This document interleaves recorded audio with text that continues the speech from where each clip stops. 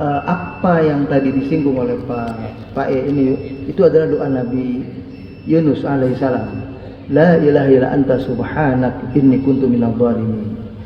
Beliau membaca doa itu karena barangkali apa yang beliau lakukan kemarin atau sebelum beliau naik kapal itu sehingga kapalnya goyang dan akan tenggelam itu, beliau salah. Ya, kapalnya tenggelam dan beliau akhirnya dimakan ikan paus kan begitu.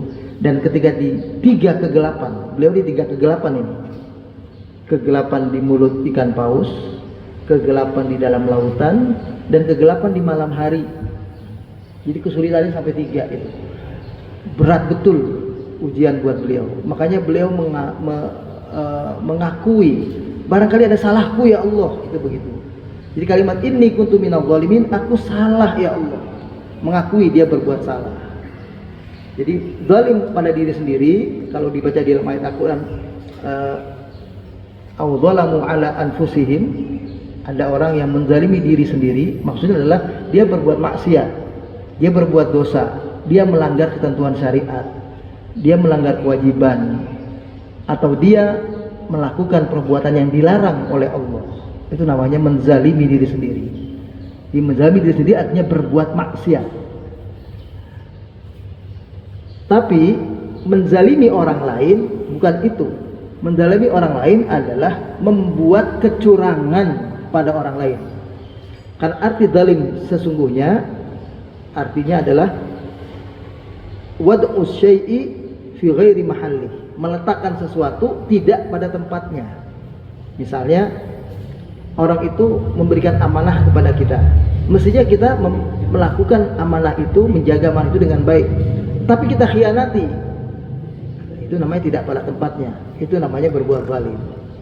Kita berdusta pada orang itu, kita menipu orang itu, kita mengambil hak orang itu, kita memukul orang itu karena kita kuasa, kita hebat, kita atasannya, karena suka gitu atasan lebih ini bertindak semena-mena. Nah, zalim itu sebetulnya gitu, seperti bertindak semena-mena, arogan. Kayak polisi kalau tabrakan sama orang sipil itu bisa marah, kenapa? Karena dia merasa dia polisi, kan gitu. Kan sering kejadian begitu. Nah, itu zalim. Padahal walaupun dia polisi, dia mestinya baik tetap dengan orang. Lihat siapa yang salah, dia salah ya diakui dia salah. Yang lain yang benar, diakui yang lain yang benar. Yang lain salah, baru yang lain disalahkan. Itu pun bukan dia langsung menghukum saat itu, karena polisi adalah contoh bagi yang lain. Dia kan pengayom juga kan, pelindung, bukan yang langsung menghakimi. Tapi dia membawa ini kepada hakim berikutnya. Nah, jadi menzalimi orang lain itu mencurangi orang lain, menyakiti orang lain, memukul orang lain, sampai membunuh orang lain, itu juga berbuat zalim. Yang dilarang di ayat ini adalah memerangi orang lain di ayat ini, menumpahkan darah orang lain di bulan Rajab, itu larangan yang tidak boleh. Jadi hati-hati, nggak boleh kita. Tapi kalau kita diserang, kayak kita di bulan Rajab, rumah kita dirampok, kita melawan perampok, ya nggak apa-apa. Kayak ayat ini tadi, diperangi boleh balas perang. Tapi kalau nggak diperangi, jangan kita buat penyerangan. Nabi tidak pernah mengirim pasukan pada 4 bulan ini jadinya. 4 bulan ini kan enggak, supaya bisa ibadah dengan baik kepada Allah. Termasuk tadi puasa. Tolong garis bawahi ya, tadi penjelasan saya itu dan hadis maudhu tadi oleh Syekh Ali Yaqub ini, itu bukan melarang berpuasa Rajab, jangan salah paham. Disuruh puasa Rajab, Nabi puasa Rajabnya lebih banyak dari puasa-puasa di bulan lain. Tapi jangan pakai dalil 1 hari ini, 2 hari itu, dan itu yang dalilnya menurut beliau itu adalah dalil yang lemah. Pakailah dalil, kenapa kamu puasa? Karena mencontoh Rasulullah. Kenapa kamu puasa? Karena aku mencintai Rasulullah, aku puasa. Nah, itu bukan cinta beliau, ingin dapat pahala dari Allah, kita puasa, itu aja. Dan pasti dengan puasa Allah akan hindarkan kita dari siksa api neraka. Jadi tadi ya untuk kezaliman itu. Kemudian untuk Yaumul Bid itu, Yaumul Bid sebagaimana sabda Rasulullah, itu adalah tanggalnya beliau tentukan 13, 14, 15. Mau ada tanggal 12 sudah mulai, mau tanggal 11 sudah mulai, maka kita tetap disunnahkannya tanggal 13, 14, 15. Bagaimana kalau kita pas tanggal 13 itu ada kondangan, jadi nggak puasa? Boleh puasa 14, 15, 16. Tanggal 15-nya ada kita kondangan, jadi puasa dari 12, 13, 14 boleh. Tapi kalau tidak ada halangan apa-apa, tetap puasanya 13, 14, 15 dulu. Bahkan sebagian ulama membolehkan kita nggak sempat tanggal 13, 14, 15, lalu kita puasa di tanggal 17, 18, 19, itu juga boleh.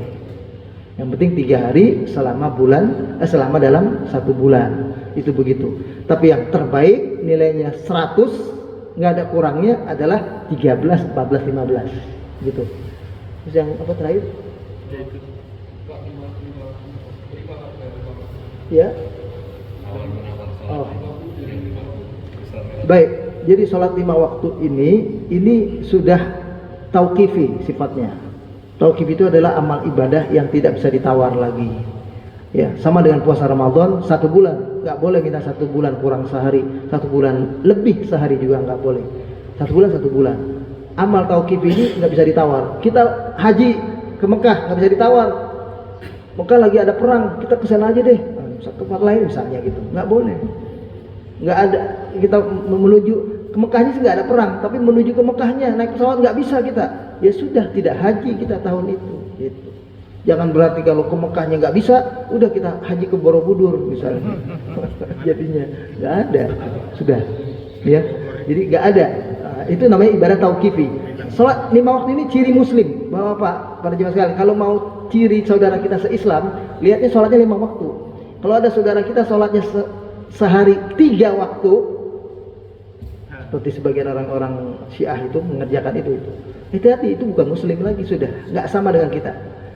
Tapi kalau dia sholat 5 waktu, beda di sholat rawatibnya, dia sholat rawatibnya ini 12, kita 10, dia 14, sholat duhanya beda, sholat ini beda, cara sholatnya beda, yang satu kunut, satu nggak kunut, itu mah saudara seiman, semuanya kita sama-sama muslim.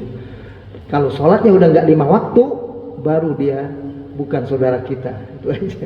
Kalau puasanya bukan di bulan Ramadan, itu bukan saudara kita. Saudara kita puasanya di bulan Ramadan. Saya kira itu, wallahu a'lam.